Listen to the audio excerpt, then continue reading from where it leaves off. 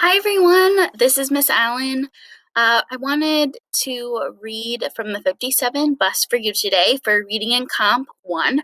Congratulations, you've made it. We're almost to the end of the week, and you'll have next Monday and Tuesday off. So you've got this. We are starting on page 261. Look where his people went. Some of Richard's friends had reached the same conclusion. Okay, what was that conclusion? Let's look back at the other page. Clearly then, the solution was to keep confining him. That was the district attorney's conclusion.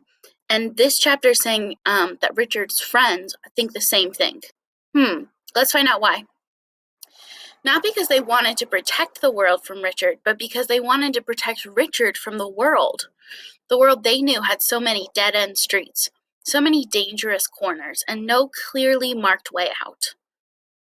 Richard's cousin Gerald remembered how Richard had been the summer he first got back from Reading. Full of ambition and resolve. He was telling me when he first got out that he was doing good stuff and he was going to work and stuff, Gerald said. He started falling off when he started going with the wrong people. I'm wondering if when you hear that, you are thinking of the wrong people. Did you have friends who maybe hung with the wrong crowd? Or maybe has that been your experience? So think about that experience as we keep reading. Gerald never said who those wrong people were, but in the year between Richard's arrest and his sentencing, two of his old friends were arrested for separate but equally serious crimes: carjackings and home invasion robberies. They were both sentenced to 5 years in adult prison. I'm not saying jail is for everybody, but it probably could save his life because look where his people went, Cherry said. He's not going to do everything his friends are going to do, but he would have gotten wrapped up in some of it. That was the dilemma all of them faced in one form or another. If your friends were on a dangerous path, adults told you to cast them aside. But without your friends, who could you trust? Who could you count on to have your back? This is a chapter entitled Victim Impact Statement. Richard returned to court in November for sentencing. Debbie and Carl were there, as were Jasmine and her sister Juliet. Lloyd was there too.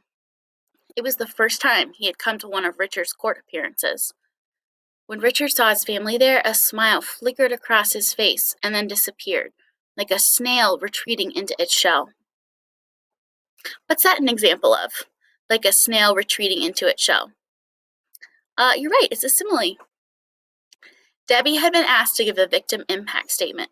She was ushered past the wooden bar that separated the gallery from the court and given a glass of water to clear her throat. Then she stood in front of Richard and read aloud a letter, her voice quavering. You attacked our child as they slept on a bus, she began. Maybe you thought it was weird that Sasha was wearing a skirt. Richard's gaze stayed on her face as she described Sasha's ordeal. The charred skin, the painful skin grafts, the hours of daily bandaging.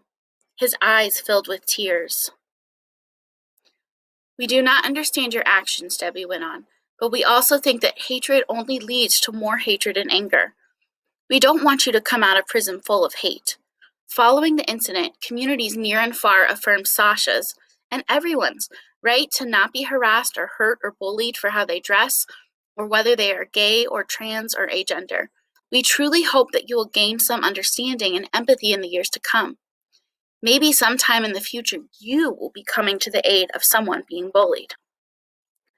Afterward, Debbie and Carl spent about half an hour answering questions from the media. Then they walked out of the courthouse in the November sunshine and stopped for a coffee at a nearby sidewalk cafe. They were exhausted from talking to reporters, unsure whether to be relieved or distraught. Have you ever felt like that, where you're feeling some type of way, but you're not sure if you feel better that it's over or whether you feel really sad because this is a terrible thing that just happened? That's how Debbie and Carl are feeling. I felt like it was important that he hear it from us, Debbie said of the letter she'd read. What that was like.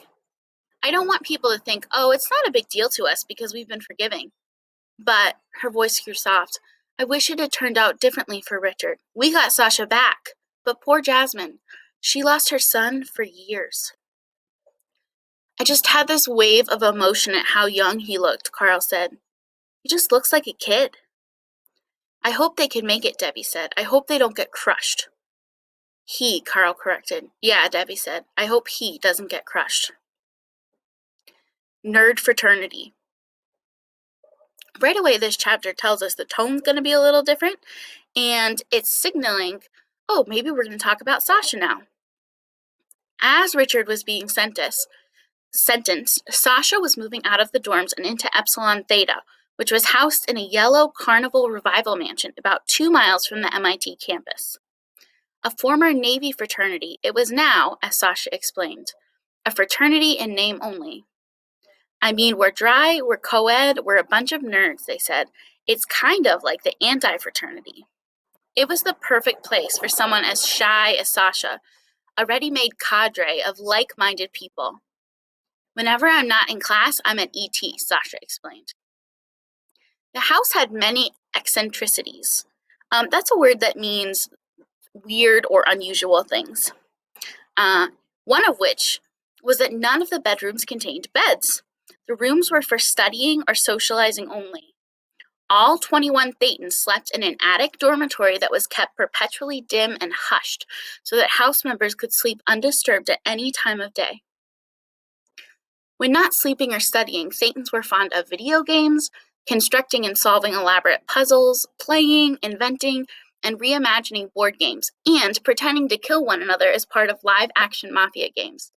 They ate communal meals prepared by a cook named Karen and had a variety of wry, nerdy traditions, like not coffee, defined as a, quote, weekly study break with tasty snacks that, in general, are not coffee, and stereo wars, quote, a contest of loudness before the start of finals. Sasha was the only non-binary person in the house, but in response to their request, the house changed the names of the gendered bathrooms, known as heads in a linguistic carryover from E.T.'s Navy days, to men's plus and women's plus. Anyone who doesn't identify exclusively as male can use the women's head, and anyone who doesn't exclusively identify as female can use the men's head, Sasha explained. By this definition, Sasha could use both. When Sasha came home for vacation, they proudly wore an Epsilon Theta sweatshirt. It was a little hard to tell that it was an ET sweatshirt, though, since both the letters and the sweatshirt were the exact same shade of purple. They were happy at MIT. They'd found their people, and they liked their classes. As for the fire, it was already a distant memory. Few people at MIT even knew it had happened. I want you to think about this place Sasha is living, ET, this nerds fraternity. Does this sound like someplace you would like, or does it sound terrible to you? It's interesting to try to think, as we read, whether we can relate to the experiences of the characters in the book, or whether we experience something through their experience as we read about it and decide, maybe that's not for me. This is our last chapter for today, How It Ended Up. Cherie sits in a cafe in Oakland, drinking a smoothie and talking about the old days, back when she and Richard were 14. She's wearing a turquoise tie-dyed t-shirt, jeans, and gold hoop earrings. Her hair is waist-long and gleaming, her jewelry glittery, her skin flawless, except for the streaks made by the tears streaming down her face. It was kind of fucked up that we were out there fighting and cutting school, she says. Let me just say that it was karma, you know? We should have been doing what we were supposed to be doing, because look how it ended up for us. She ticked off the outcomes on her fingers. Skeet was dead. Ashley was a mom. Hadari and Jesse were serving time in the state penitentiary. That's like prison, state prison. Richard had been convicted of a felony. She and Day were the last ones standing. They were both 18. But so far, neither of them had graduated from high school. They weren't giving up on those diplomas, but they had a lot of catching up to do. It's just a sad story, she says. When you think about it, it's just hella sad.